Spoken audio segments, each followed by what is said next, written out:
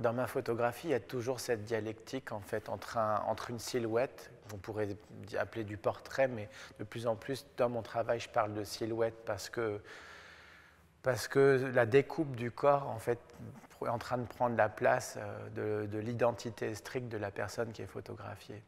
Et le paysage, l'environnement, qui est parfois un environnement très ouvert, un champ, la mer, un champ de canne à sucre, mais aussi la rue, mais une rue pas bavarde, une rue, je dirais, minimalisée, quoi.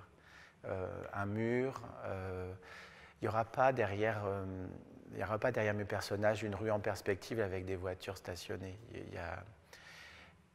y a des lignes, des choix de couleurs. C'est souvent des inspirations chromatiques.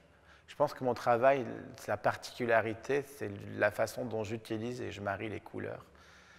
Et de façon très instinctive, je ne fais pas des croquis avant pour déterminer pourquoi un personnage va être devant tel ou tel mur. Par exemple, sur une prise de vue, je me souviens en République dominicaine, quand on était dans une ville et il y avait des tas de murs colorés dans cette ville. Et on photographiait ces personnages très colorés aussi. Et on cheminait les rues et au fur et à mesure, je disais toi ici et toi là, etc. C'est-à-dire qu'il y avait vraiment, presque un jeu de collage entre un personnage et un arrière-plan dont les couleurs correspondaient d'une certaine façon à mon personnage. Donc cette façon de photographier, effectivement, c'est toujours le choix d'un personnage ou le choix d'une communauté.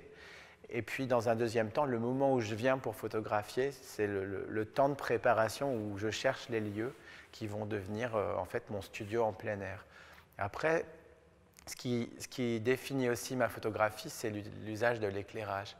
Ce qui va faire que toutes ces photographies ont aussi un lien visuel, c'est qu'elles ont été traitées, produites de la même façon, avec un cadrage, des cadrages qui sont récurrents, avec même une façon de me positionner par rapport à la personne, une attitude, le choix d'une attitude que j'insuffle au modèle, qui fait que je ne demande pas au modèle de prendre une psychologie particulière dans cette photographie, mais plutôt d'assumer la présence, de se tenir droit là, maintenant, même s'il y a tout un jeu théâtral aussi qui vient dans cette photographie. Mais en tout cas, l'idée de la présence du modèle, elle est essentielle. Le sentir vraiment présent là, maintenant et assumé.